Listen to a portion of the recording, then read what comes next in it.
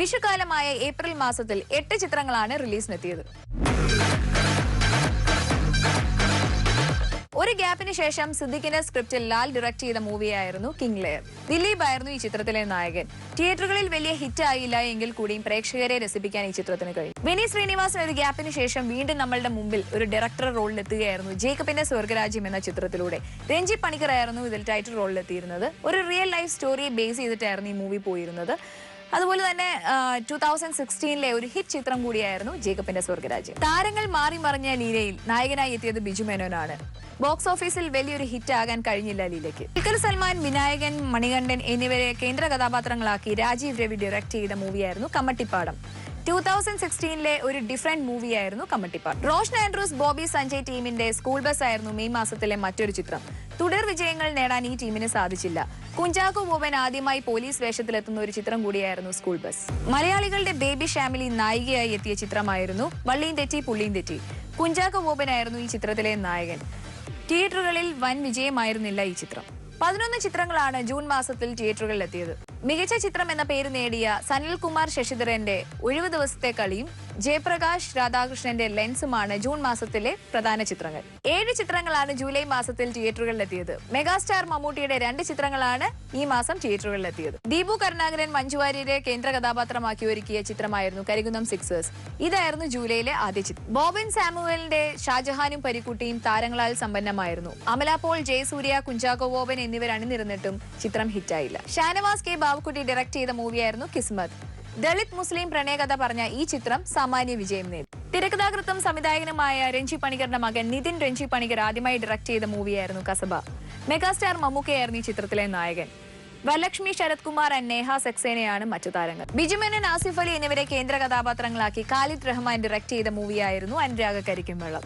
July മാസത്തിലായിരുന്നു ഈ ചിത്രവും പ്രദർശനത്തിലെത്തിയത്. മമ്മൂട്ടിയെ നായകനാക്കി ഉദയാനന്ദൻ ഡയറക്ട് ചെയ്ത മൂവിയായ വൈറ്റും ജൂലൈ മാസത്തിൽ റിലീസിനെത്തി. ഹുമ ഖുറേഷിയാണ് നായിക. ഓഗസ്റ്റ് മാസത്തിൽ 16 ചിത്രങ്ങളാണ് റിലീസിനെത്തിയത്. ജോൺ പോൾ ജോർജ് ഡയറക്ട് ചെയ്ത ഗപ്പി എന്ന മൂവി തിയേറ്ററുകളിൽ ഹിറ്റായില്ല എങ്കിലും മികച്ച ചിത്രം എന്ന പേര് നേടി. ആടൊരു ഭീകരജീവി എന്ന ചിത്രത്തിനു ശേഷം മിഥുൻ മാനുവൽ തോമസ് ഡയറക്ട് ചെയ്ത ആൻ മരിയ കലിപ്പിലാണെന്ന ചിത്രം സാമാന്യ വിജയം നേടി. നീണ്ട 9 മാസത്തെ കാത്തിരിപ്പിന് ശേഷമാണ് മലയാളത്തിന്റെ നടന വിസ്മയ മോഹൻലാലിന്റെ ഒരു ചിത്രം തിയേറ്ററുകളിലെത്തുന്നത്. മലയാളത്തിലും തെലുങ്കിലുമായി ചിത്രീകരിച്ച വിസ്മയമായിരുന്നു ഈ ചിത്രം. ചിത്രം ഒരു ഹിറ്റായിരുന്നു. രഞ്ജിത്ത് ശങ്കറും ജയസൂര്യയും ഒന്നിച്ച ചിത്രമാണ് പ്രേതം. വേറിട്ട മേക്കിംഗ് കൊണ്ട് ചിത്രം ശ്രദ്ധേയമായി. അടൂർ ഗോപാലകൃഷ്ണൻ ഡയറക്ട് ചെയ്ത മൂവിയായിരുന്നു പിന്നെയും. ദിലീപ് കാവ്യ ചിത്രം എന്ന പ്രത്യേകത ഉള്ളതല്ലാതെ ചിത്രം വലിയ റെസ്പോൺസ് ഒന്നും ഉണ്ടായി. മോഹൻലാലിന്റെ ജനതാ ഗ്യാരേജ് ആയിരുന്നു ഈ മാസത്തിലെ ആദ്യ ചിത്രം. തെലുങ്കിലും മലയാളത്തിലും ചിത്രം വൻ ഹിറ്റായിരുന്നു. ജിത്തു ജോസഫ് പൃഥ്വിരാജ് ചിത്രമായിരുന്നു ഊഴം. സ്ഥിരം റിവെഞ്ച് സ്റ്റോറി ആയിരുന്നെങ്കിൽ കൂടിയും വേറിട്ട മേക്കിംഗ് കൊണ്ട് ചിത്രം ശ്രദ്ധേയമായി. കുഞ്ചാക്കോ ബോബൻ നായകനായി എത്തിയ കൊച്ചവു പൗലോ അയ്യപ്പോ കൊയിലോ ആണ് ഈ മാസത്തിലെ മറ്റൊരു ചിത്രം. സിദ്ധാർത്ഥ് ശിവയായിരുന്നു ഈ മൂവി ഡയറക്ട് ചെയ്തത്. ഓം ശാന്തി ഓശാനിക്ക് ശേഷം ജൂഡ് ആന്റണി ജോസഫ് ഡയറക്ട് ചെയ്ത മൂവിയായിരുന്നു ഒരു മുത്തശ്ശി ഗത. പേരുകൊണ്ടും പ്രമേയം കൊണ്ടും വ്യത്യസ്തമായി. മലയാള സിനിമയെ പുലിപിടിച്ച മാസമായിരുന്നു ഒക്ടോബർ. ഈ മാസം 6 ചിത്രങ്ങളാണ് തിയേറ്ററുകളിലെത്തിയത്. 2 വർഷത്തെ കാത്തിരിപ്പിന് ശേഷമാണ് മോഹൻലാൽ നായകനായ പുലിമുരുകൻ തിയേറ്ററുകളിലെത്തുന്നത്. വൈശാഖാണ് ഈ മൂവി ഡയറക്ട് ചെയ്തിരിക്കുന്നത്. പിന്നീട് അങ്ങോട്ട് മലയാള സിനിമ പുലിയുടെ പിടിയിലായി. തോപ്പിൽ ജോപ്പനാണ് ഈ മാസത്തെ മറ്റൊരു റിലീസ്. ജോണി ആന്റണി സംവിധാനം ചെയ്ത ചിത്രത്തിൽ മെഗാസ്റ്റാർ മമ്മൂക്കയോടൊപ്പം മമതയും ലീഡ് റോൾസിലെത്തിയിരുന്നു.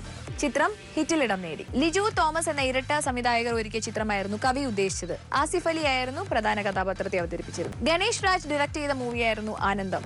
ചിത്രത്തിൽ കേന്ദ്ര കഥാപാത്രങ്ങളായി എത്തിയത് പുതുമുഖങ്ങളാണ്. 2016 ഹിറ്റ് ചിത്രമായിരുന്നു ആനന്ദം. 5 ചിത്രങ്ങളാണ് നവംബർ മാസത്തിൽ തിയേറ്ററുകളിലെത്തിയത്. ബിജു മേനോനെ നായകനാക്കി ജോസ് തോമസ് ഡയറക്ട് ചെയ്ത സ്വർണ്ണക്കടുവയായിരുന്നു ഈ മാസത്തിലെ ആദ്യ ചിത്രം. അമർ അക്ബർ അന്തോണിക്ക് ശേഷം നാദിർഷ ഡയറക്ട് ചെയ്ത മൂവിയായിരുന്നു കട്ടപ്പനയിലെ ഹൃതിക് റോഷൻ. ചിത്രം വൻ ഹിറ്റായി മാറി. ഡിസംബർ മാസത്തിൽ 8 ചിത്രങ്ങളാണ് തിയേറ്ററുകളിലെത്തിയത്.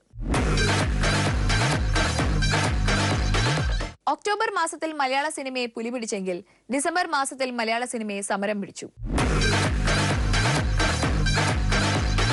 ധ്യാൻ ശ്രീനിവാസൻ നായകനായി എത്തിയ ഒരേ മുഖമായിരുന്നു ഡിസംബറിലെ ആദ്യത്തെ റിലീസ്. 2016 നിരവധി പ്രതിഭകളാണ് നമ്മെ വിട്ടുപിരിഞ്ഞത്.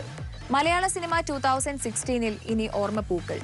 നടൻ ശ്രീ സുധാകരൻ, തിരക്കഥാകൃത്തും സംവിധായകനുമായ ശ്രീ VR ഗോപാലകൃഷ്ണൻ, മലയാളത്തിന്റെ പ്രിയ അഭിനേത്രി കൽപ്പന, സംവിധായകനും നടനുമായ ശ്രീ TN ഗോപകുമാർ, തിരക്കഥാകൃത്ത് ശ്രീ മണി ഷോർണൂർ, അന്തരിച്ച പ്രശസ്ത സംഗീത സംവിധായകൻ ശ്രീ ജോൺസന്റെ മകൾ ഷാൻ ജോൺസൺ, കവിയും ഗാനരചയിതാവുമായ മലയാളത്തിന്റെ സ്വന്തം ശ്രീ ONV കുറുപ്പ്, ക്യാമറാമാൻ ആനന്ദക്കുട്ടൻ, സംഗീത സംവിധായകൻ ശ്രീ രാജാമണി, സംവിധായകൻ ശ്രീ രാജേഷ് പിള്ള, സംവിധായകനും തിരക്കഥാകൃത്തുമായ ശ്രീ മോഹൻ രൂപ്, നടനും ഗായകനുമായ മലയാളത്തിന്റെ പ്രിയപ്പെട്ട ശ്രീ കലാഭവൻ മണി, സംവിധായകൻ ശ്രീ സജി പറവൂർ, നടൻ ശ്രീ ജിഷ്ണു രാഘവ്, നിർമ്മാതാവും പാട്ടെഴുത്തുകാരനുമായ ശ്രീ ബാബു ഭരദ്വാജ്, നടൻ ശ്രീ ആർ ഗോവിന്ദപിള്ള, ഗായകൻ ശ്രീ മനോജ് കൃഷ്ണൻ, ഗാനരചയിതാവ്, ഗായകൻ, സംഗീത സംവിധായകൻ എന്നീ മേഖലയിൽ പ്രാവീണ്യം തെളിയിച്ച മലയാളത്തിന്റെ സ്വന്തം ശ്രീ കാവാലം നാരായണ പണിക്കർ, മിമിക്രി ആർട്ടിസ്റ്റും നടനുമായ ശ്രീ സാഗർ ഷിയാസ്,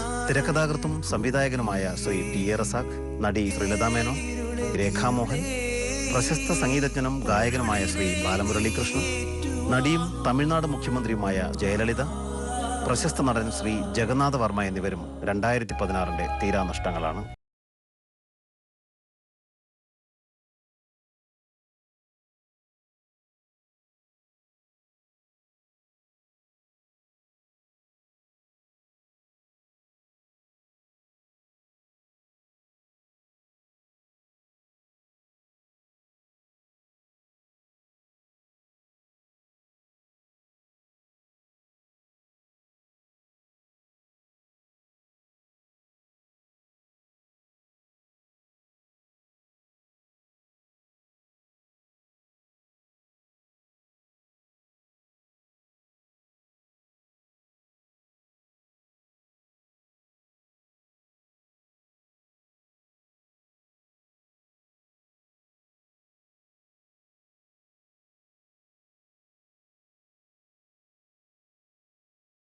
മലയാള cinema 2016 next segment star of the year.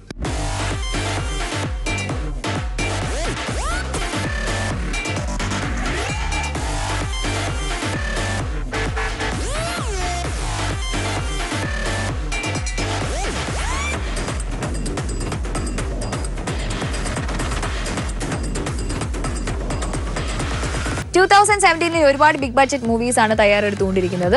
So എല്ലാവരും തിയേറ്ററുകളിൽ തന്നെ പോയി സിനിമകളൊക്കെ കാണുക, വിജയിപ്പിക്കുക. സോ എല്ലാവർക്കും ഹാപ്പി ന്യൂ ഇയർ.